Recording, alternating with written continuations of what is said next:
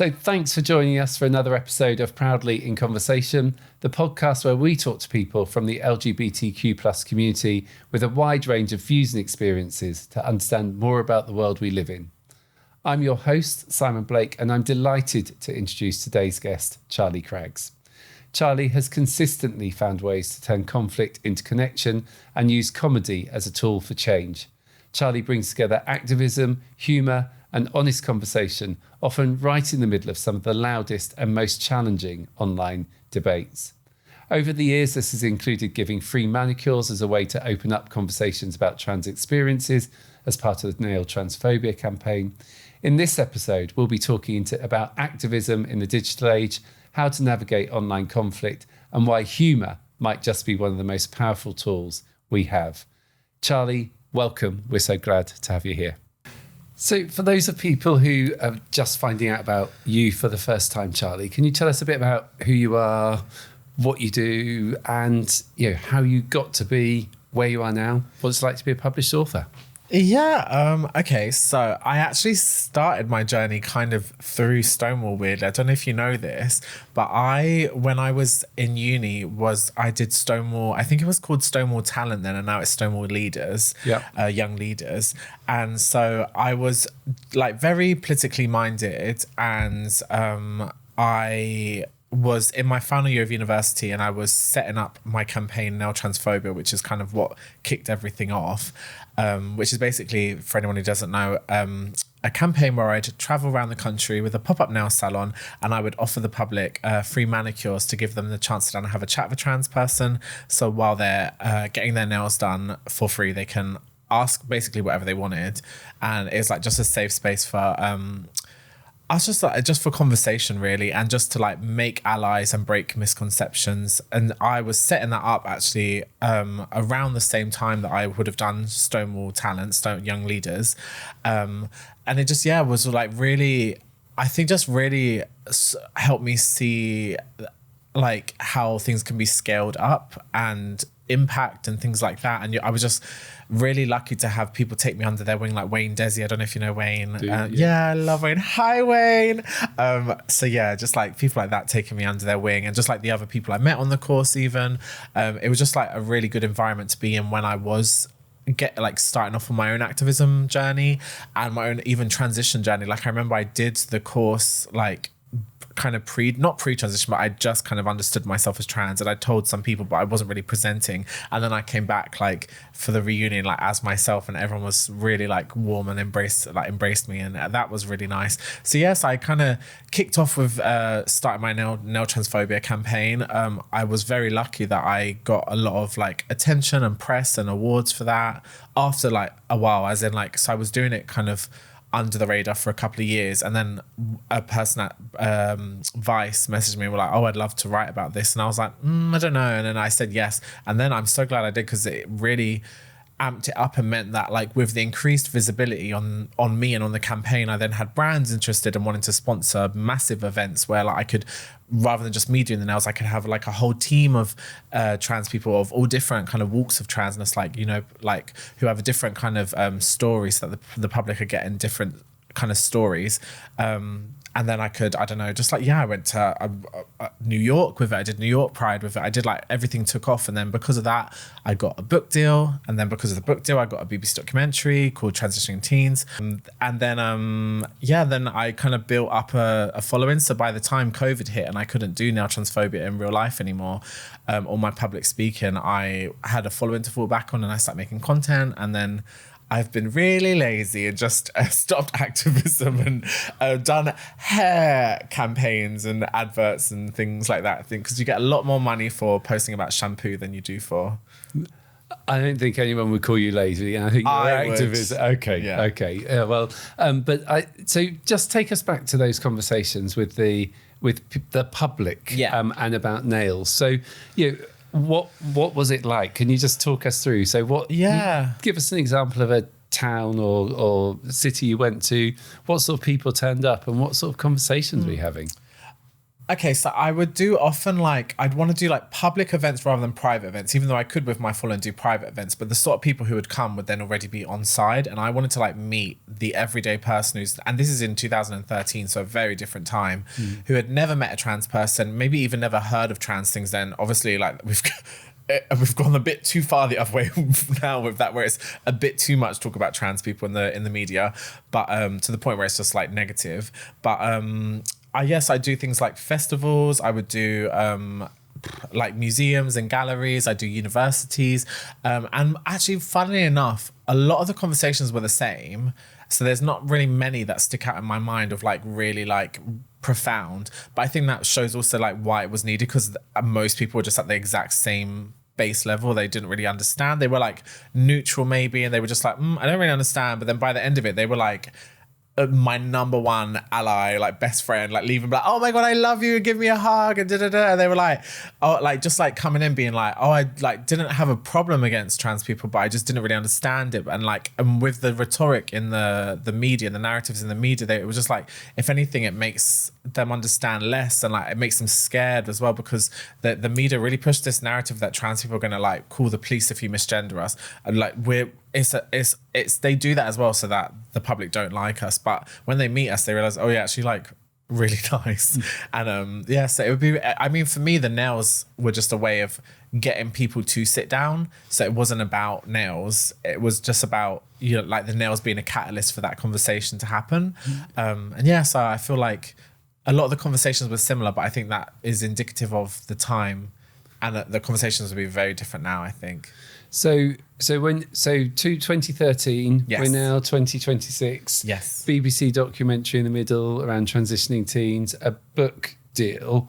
So fast forward to 2026, and you said the conversations would be very different now. So do you, in your mind, do you think that the general population's views have regressed, or do you think it's the media noise? I think sometimes there's a question about massively. I think I'd say maybe there's a slight impact on the media noise has on the general public, because obviously if you're consuming that, you're going to believe that. So I do think we probably regressed slightly, but not to the extent that we're made to feel, like not to the extent that the media would want you to believe. Like the YouGov polls don't lie, so like we can literally see most people are neutral and leaning towards positive, if anything, the overall consensus on trans issues. It's a very small but very loud demographic of mostly women in the media, very privileged women with very good jobs and a lot of money and a lot of shady contacts, who are making all the noise that would make you believe that all women hate trans women. And that's because it serves a purpose. It's I think at the start it was a deflection, like that the papers, especially that were pushing these narratives, are very much tied in with the Tories and the way the Tory austerity that we were under for 13 years, and like the failings, especially when the whole trans debate really kicked off. I'd say like 2020 was when J.K. Rowling did her first tweet. And if you think like that there's no like correlation between the way that the Times, for example, did, I think 324 articles on trans people in 2020, when the world was in the midst of a pandemic that was killing us. And then also there was police killing black people. Like there's much more important things to be talking about. And we were under, like I said, being completely failed by a prime minister, and like poor children were being given like, like the thing that sticks in my head is like the stay at home, the free school meals, and they'd be sent like half a carrot. And like, of course it worked in that right-wing media's favor to have the public being angry at trans people. So no wonder there was 324 articles that year, all negative, not a single one by a trans person.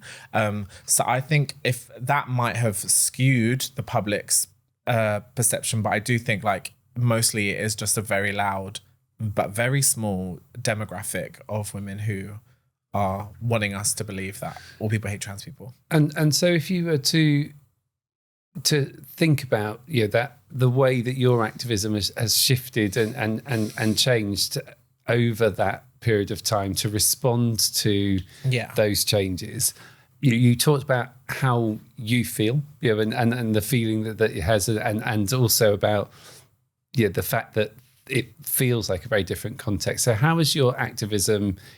It's not lazy. You're not being lazy, but how has your activism changed? I think my activism has shifted slightly away from being for allies and more actually for my community.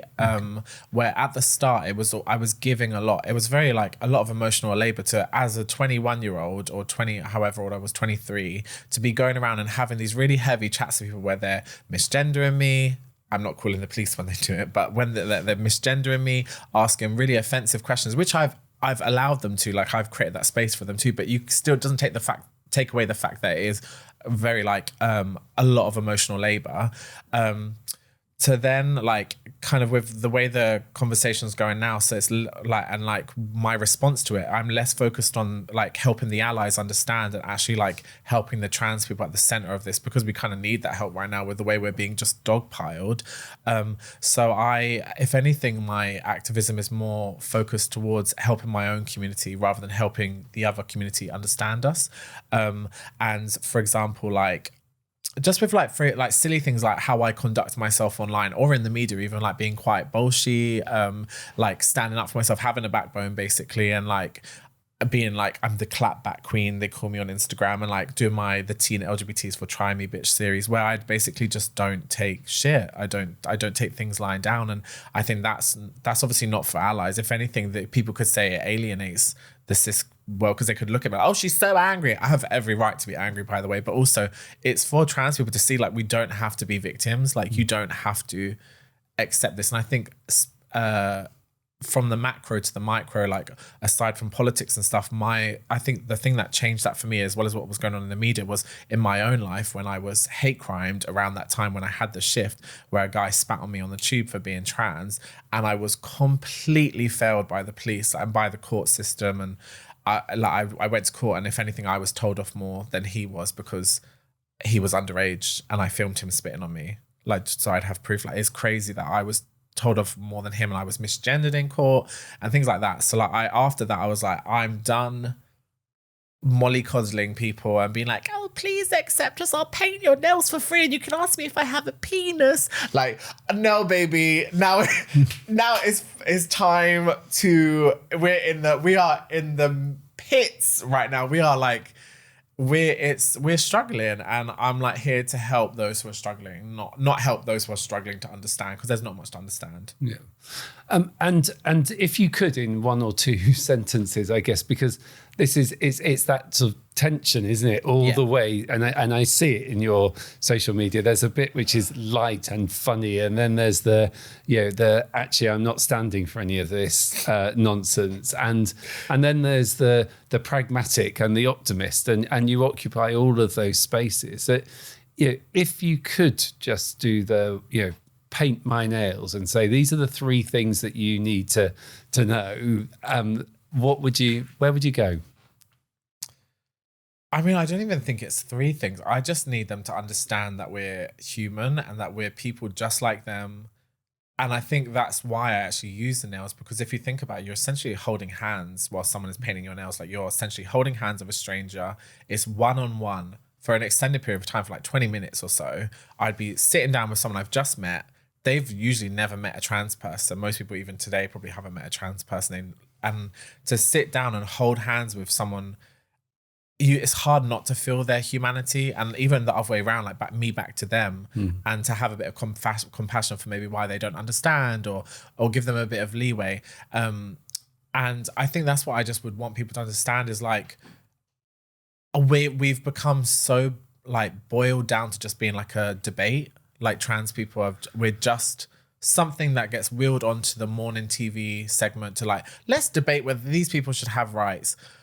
There's trans people at home watching that being like, oh, is this really what we're doing? Like, this is the entertainment for the British public. Like, and meanwhile, we're, like I said, just people like you who are, I don't know, grieving or depressed, or, struggling with work, or struggling to pay our bills, or, I don't know, poor or ill, or, we're just people, and we have the same exact struggles as every other person. But then we've got to turn on TV and see people debating as if it's so normal to debate whether we should like be chemically castrated or should we be allowed to use a toilet in public, man or female. Like should we just be I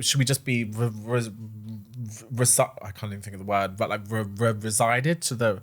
Is that a word? I don't know. Go on. I was getting really emotional and I'm just laughing. But point being, should we just be like shunned to the shadows where we're not even allowed to like do a pee in public? Like create like that's like, so that is, I think what I'd want people to understand is just to have a bit of compassion. We are people just like you. It's also like, it's just crazy that I even have to say this, but we're not bad people. Like you've been told we could be bad people. There's not even like stats of like trans people are really bad people and they're doing this in toilets and that. It's like they could do this in toilets. We've been using the toilets with you for centuries. Yeah. Nothing's happened, especially not in this country. Like there's nothing happening. There's not, definitely even if there was one or two, which there isn't over here, but even if there was, it's not enough to warrant a whole community of people being like shunned because of the actions of a couple of crazy extremist people. Just like that is for every community. The rest of the community shouldn't be hurt by the actions of bad people. And if you were to,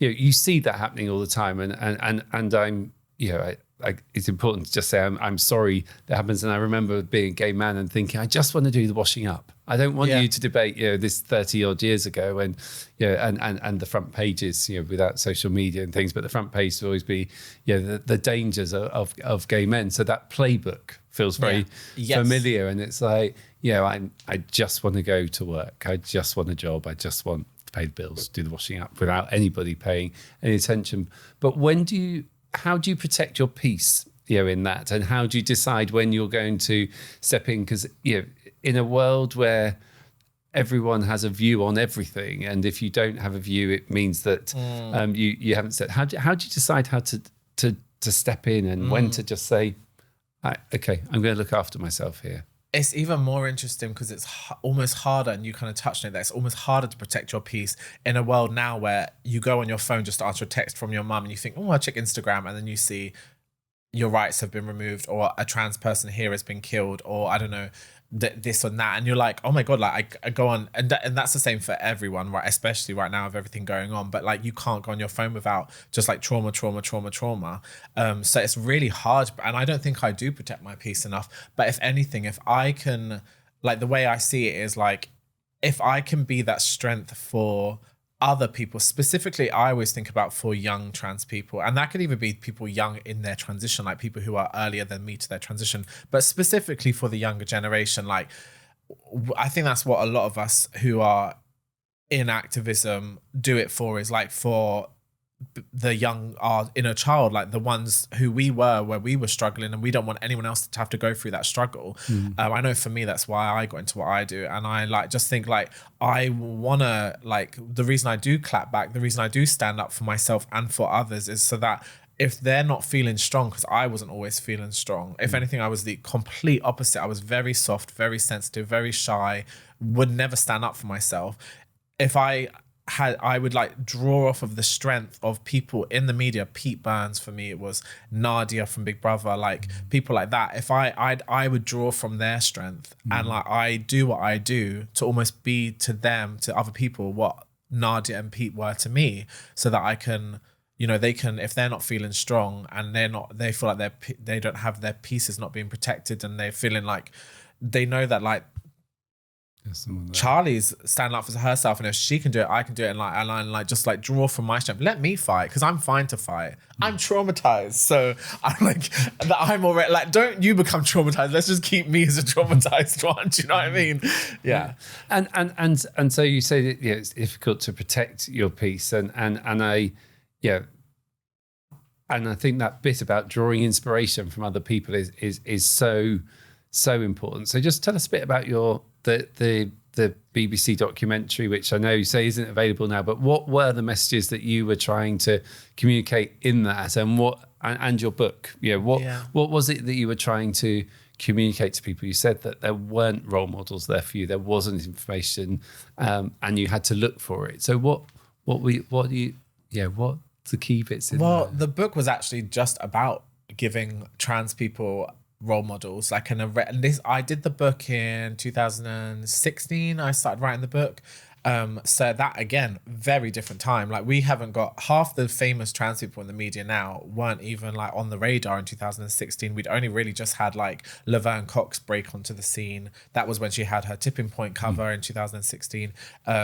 People like that. Do you know what I mean? We only had a couple of people. So my book was like a way of like looking into the history of our community and like profiling, because basically the book was about 100 letters from trailblazing trans women telling their younger selves or their younger sisters basically what they wish they could have gone back and told themselves, like from what they know now, to like help the other people in their journey. And like I said, there wasn't many public trans people back then, so I had to really dig into the depths into archives and into the depths of the internet to like find like people who you might not have heard about, but who have blazed a trail and are the reason people like Laverne Cox and even myself are like thriving, who have laid down the work for us to, they've burnt the path. I'm really not good at words. There's a reason I went to fashion school, guys. Oh my God, and I'm talking about being an author, the irony. But point being, so I had people in the book. For example, there's a lady who actually like passed away during the editing process. Like, she'd submitted her letter and then as she was in hospice care when she did, and she was in her 80s, and her name was Allyship Brevard, and she was one of the first ever people in the world to have sexual reassignment surgery. She was an actress in America, and she was probably one of the first trans people ever on primetime TV, but she was stealth, so it wasn't noted, so like you wouldn't have known, and it was really hard to find anything about her online. She only really had this like shoddy like 2000s website that clearly hadn't been updated, because she was probably the one updating it, and obviously she was old now and she was in hospice care, and she wrote the most amazing letter full of amazing advice and on her incredible life. And I felt so lucky that when she passed that I had done that just in time. Like, if you think, if I hadn't have got those words from her, other than her website where there's like, which is going to go down because she's not paying the domain once she's dead. Like, there's nothing really on her on the internet, and like, but definitely not in. But do you know what I mean? Like, it's a way of preserving the history and like passing that knowledge on to the next generation of girls, who then can pass it on to the next, and like to keep those names alive of the people who maybe not have been as celebrated, but really blazed. She was a trans woman on primetime TV in America in the 60s. She got her, like I said, her sexual reassignment surgery in the 60s. One of the first people in America. Just mad. So like, was all about role models for me. The documentary, the BBC documentary, which, like I said, can I just stop you before we go to the BBC documentary? You said you are not going to slander anyone else. You are not getting us into a lawsuit. So the just so people don't know what stealth means. Oh, yeah. Also, did I even say the name of my book? It's called To My Trans Sisters. I'm the worst author ever. But stealth is trans people who live stealth are basically they're living under the radar, like as in like they don't know, you don't really know they're trans, like only like that. I guess they might tell some of their loved ones, but like as the general rule, like in the everyday life, you wouldn't know they're trans. She actually had 3 husbands, none of which knew she was trans. I was like, you this bitch. That's a gag. And yeah, just like what an amazing woman. And what were some of her key lessons? Just like I'm gonna have to remember now. I haven't read my book in a long time. Let me remember. I think she was saying to just like, I think actually she was saying a lot of like pull from the strength, kind of what I said. Like, she was saying like, if you're not feeling like, if you haven't got the confidence right now, like you need to look at the women who have come before you, and like, if we can do it, you can do it. It was that sort of thing, which is very interesting that actually deep in my, even though I couldn't remember off the top of my head, deep in my subconscious, clearly that message stuck in because I just literally said that. So like, she was amazing. And I just think, like I said, I just feel so lucky that I got to preserve that legacy for her on like quite a large scale. If you think my book, it was only it's not like a bestseller or anything, but it was in the front window of Foyle's Charing Cross. Do you know what I mean? Like, it did quite well for a little 23-year-old from a council estate with no money behind it, with a very small publisher. Like, so I'm very and we'll proud make of that. sure we put the link to the book's still available now. Yeah, thank God someone is, because like I said, I'm not doing very well at selling my own book. So we'll put the link to it in the show notes. But were there lots? I'm assuming there were lots of similarities within the letters, but were there any surprises? Oh yeah, 100%. I allowed people to just speak their truth. So there's things I didn't agree with. There's terminology I didn't agree with. There's like mindsets I didn't agree with.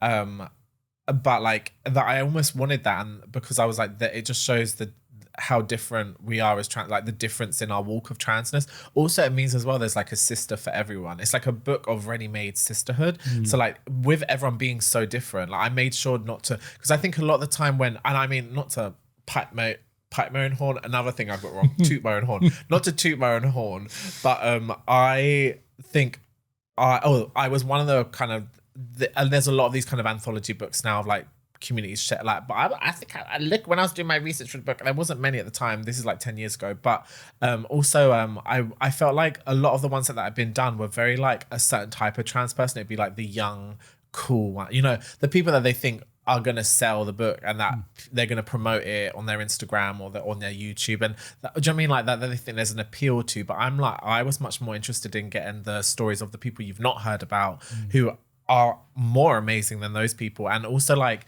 making sure it was just like young white, I don't know, you know, beautiful trans people, and just like all like from all across the world, all different kind of walks of transness and expressions, all different ages, all different colors and creeds, all different types of jobs. It wasn't just like influencers who are blonde and young and pretty, and you know, I wanted like all different types of trans people. So I think that's again like what I think it's about, having like a sister for everyone. And yeah, there will be things I don't agree with, terminology I don't agree with, like the way they view themselves or us as a community or their politics. But I think it's, yeah, I think I just wanted to give that space for everyone to just speak their truth. And which I think is one of those really interesting things, isn't it? That actually sometimes people think that trans community is a homogenous group, and yet there's so much diversity within the community. How did you know to go looking for that when you were 23? I don't know. Well, I think I knew I was trans. I did know I was trans way before that. Oh, but how did you know to go looking for the diversity? Sorry, of different views. Because I'm not a racist. I was raised on a council estate in Ladbroke Grove, so I was raised around very diverse, and I just understood that that's not the T to be being like doing that. So I always just had that built into me. I'm very lucky. And so if you were to take yourself back and you were to be looking to write that letter to write your own letter. Yeah. Now moving on, what sort of things would you be writing in 2026? Oh, that's a very good question. It's really funny because I do a lot of public speaking, and I was asked to do a reading and a talk and a reading from the book from at my friend Gemma Rolls Bentley's exhibition in summer, and she was like, "Can you read your letter?" And I was so embarrassed because I was like, "This is not who I am at all now. Like, this is me at 23." I was so naive, and also I wasn't just naive. Actually, to be fair, it was a different time where our problems and our priorities were completely different. If you think that, like, the word TERF was, and I bear in mind at this point I'd already been like locked into the activism scene for a few years. It was not part of the conversation. Like, I did, as a trans person, I was like very much immersed, another word, but I was very much in the scene with all the activists. I knew the older ones. I had so much respect. I'd come through Stonewall and stuff. I had not heard the word TERF in 2013. It wasn't like a big kind of moment until I'd say like 2016, 17, 18. That's when the Gender Recognition Act started happening, and all that sort of the GRCs and all the self-ID stuff. That's when it started getting like into the media. So like it was a completely different time. So I don't think I was just being naive. It was just like our main priority was like idiot guys in the street be like, "You're a man," and Jerry Springer and things like that. And it's like, so my advice has to be read in that context. But I was so like Miss World. I was like, love yourself because that's all that matters. Like, it was so cringy. But now I think my advice would be, what would my advice be now? It's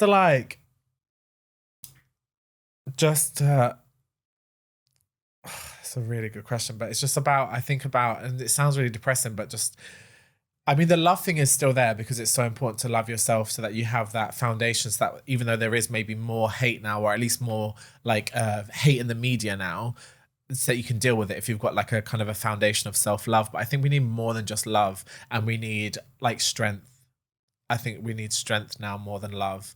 And I think we need to just, be able to like, you need to be very confident. If you're going to do this, you can't be a little wallflower. I was a total wallflower when I started my transition, and I think it probably was around the time, like I said, when I was hate crimed, and I've been like hate crime before that, obviously, like most trans people. It wasn't I've lost count, but I think that's when my confidence level shifted, because I realized I don't have the luxury of being quiet and sensitive and a wallflower anymore. I have to know how to stand up for myself. And every time I get on a tube, every time I walk down a different street, every time I walk into a room, I have to be ready for the looks and for people starting on me. And that's really depressing, but it just is the way it is.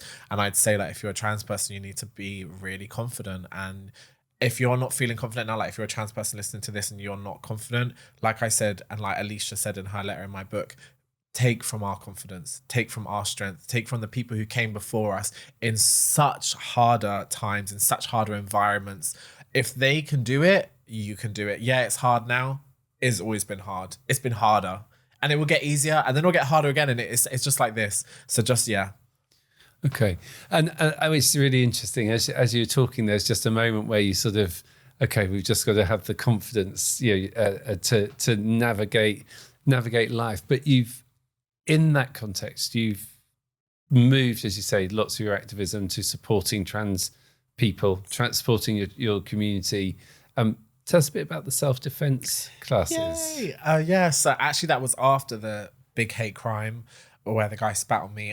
I set up Charlie's Angels self-defense classes, free self-defense classes for trans people, just because as I was being attacked and I could see it was going to get physical, I was like, why have I never done a self-defense class? Like literally in the moment I was thinking, fuck, like, and I remember thinking it because previous times I've had stuff happen, I remember thinking, why have you not done a self-defense class? And then when I was thinking about it, I was like, there's a reason that I keep asking myself this, and why haven't I done one in the meantime, is because I don't feel safe or comfortable in those spaces. I feel scared. I feel like going to like a self-defense class, it's usually in like a gym, for example, which is like a very masculine environment. You go to a gym. I've never actually been to a gym, clearly, but why? Who laughed off camera? That's rude.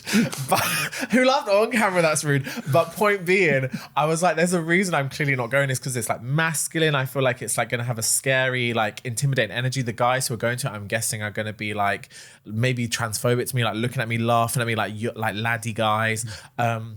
I just also find the like actual self-defense class element, like it's scary thinking about being attacked. And like, especially like, I don't know, I just was like, I think that's a part of the reason why. I think maybe the trainer, maybe not having ever met a trans person might be a reason why. If I was to go to a women's class, maybe that women are going to feel uncomfortable with me around and ask, and maybe it's going to cause a commotion. Maybe that will end up in the press, you know what I mean? Like, so I was like, I want to make one for trans people, by trans people, run by trans people in a trans space. So for example, like it's me kind of there facilitating it. I have an amazing trans self-defense trainer, Rhea. I run it in the Common Press, which is an LGBT-owned, Black-owned space in central London. So it's all kind of like, it's a very, very safe space where you're going to come and you're not going to feel nervous. No one's going to misgender you. I've got my friend who works on the door, like getting you in, and she's trans herself. So you're, like I said, not going to be misgendered or anything. You're not going to be made to feel weird for being trans or uncomfortable. You can come literally as you are, present how you like, be who you like, how you like. You don't have to act a certain way, and just that's what it's about for me. And what's the response been to it? Really good, yeah. I mean, it would be good to get it out on here, obviously, because it's all just word of mouth. So like, yeah, I feel really proud as well that I just like launch padded that off of the back of something really bad happening. And that would be my advice as well for anyone listening who is struggling with navigating the world as any type of person. It doesn't matter if you're trans or not or what you are, but if you're going through something hard, I think that often, and this is why I set up No Transphobia, even never mind the self-defense classes, but if you can do something good from something bad, it helps you process it. And Charlie want to get her words out, saying what is wrong with me, but it helps you to process it. It helps you to perceive it, perspective. It Gives you a different perspective of like, this bad thing happened. I can't help that, but I did this amazing thing from it. Look at all the good I've done for my community. Great. And I think, obviously it goes without saying that it is absolutely unacceptable to experience hate crime. And luckily we hopefully will be in a position where, hate crime is an aggregated offence in legislation over the next bit. But that doesn't, and then it's got to be implemented. So we can be in legislation, then people have got to experience that. But if I could just ask you as we start to wrap up, I think you've probably said it, which is about needing the confidence, needing to focus. But what have you learned about yourself in that sort of journey from 2013 to 2016? And what's next for you? I get asked the same question on podcasts all the time. I've never been asked that. That is such a nice question, and that's going to make me emotional. I've learned how strong I am. I'm so strong. Aside from the trans stuff, aside from the shit that comes with being trans, just like I said, as a person, like we are people just like everyone else. The things I've gone through, my best friend was killed in Grenfell, for example, things like that. I don't know, I could trauma. I'm not going to say any more trauma, but just for example, like that's the thing that like really, really like threw my life in the air. The fact that I survived that, like, and then the fact that I can keep going, that I can keep showing up, that I keep being strong, and I struggle with that. Like I was saying to you before we came on camera today, you're like, how was your weekend? I'm like, I've been really depressed. Like I've been literally, I haven't left the sofa, sort of thing. Just the fact that I can be here today, like after that weekend, like the fact that, that's what I'm most proud of, is my resilience. And then thank you for showing up today, and thank you for showing up time after time. But and what's next? It's not the sofa. I know. I have been asked that question. The sofa is crazy. Actually, it is the sofa. I'm launching a podcast, guys, called On My Cream Sofa, Shitty Dating Stories with Charlie Craggs, dedicated to the guy who left a skid mark on my cream sofa that went viral. So that's coming next. Hopefully a book. I'm thinking of it's been almost 10 years since To My Trans Sisters. I'm thinking of doing like maybe like To My Cis Sisters. To My Sisters, CISTRS, where I like bring them into the conversation and maybe have like cis women, like really respected, like, because I'm friends with all the cool cis women in the media, like have them write letters to other cis women to be like, hey, you need to not get dragged into this argument. The trans women are not our enemy. Maybe have chapters, but like, I don't know, based on the different debates, and have women from those fields like sport, or I don't know, politicians, if there was a chapter about like politics, or I don't know, feminist activists on a chapter about like women's spaces. Like I think that'd be really good. So a book next, learning, processing the learning. If any agents are listening, I'm looking for an agent at the moment. Yeah. Perfect. And so what one piece of advice would you give your younger self? I think we're getting... Oh my God, there are all these like really hard questions at the end, Simon. You were like, oh, the last thing I'm going to ask you, and every successive question is harder. One bit of advice, maybe listen more in school, because I've made a lot of mistakes with my words today.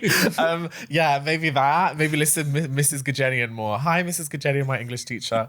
No, my one bit of advice to my younger self is just to like, don't change. There was a point where I tried to change, and this is also proof that being trans is not a choice, because I like really tried to choose not to be trans.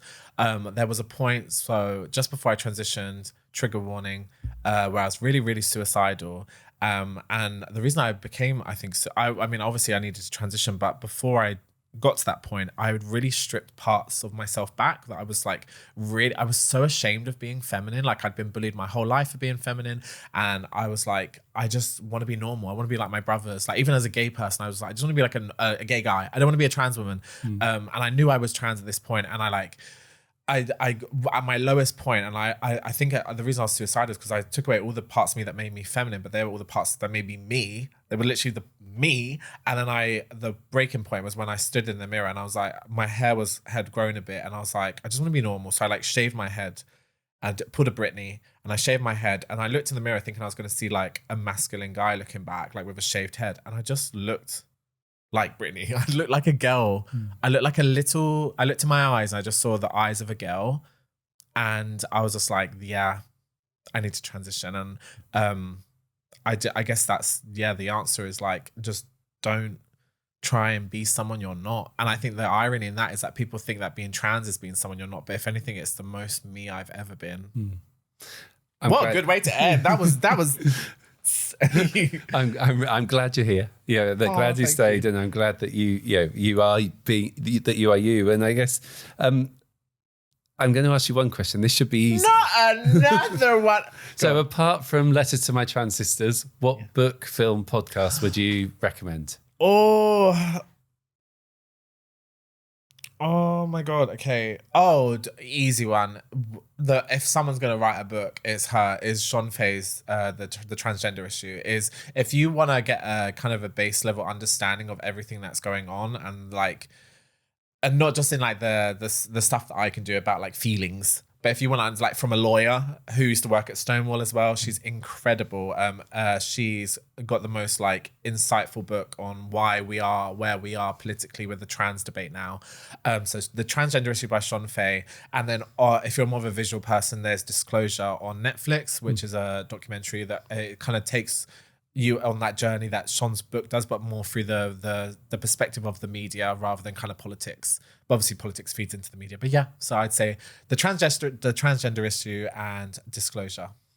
Brilliant. And today, so I think what you've shown is your humour, your optimism, your reality, you're keeping it real. And today, thank you, Simon. I love you. Thanks for joining us, Charlie. As always, it's been a pleasure to chat to you. If you've enjoyed this conversation with Charlie, please hit subscribe. It keeps you up to date with what we're doing, and it helps other people to find our content.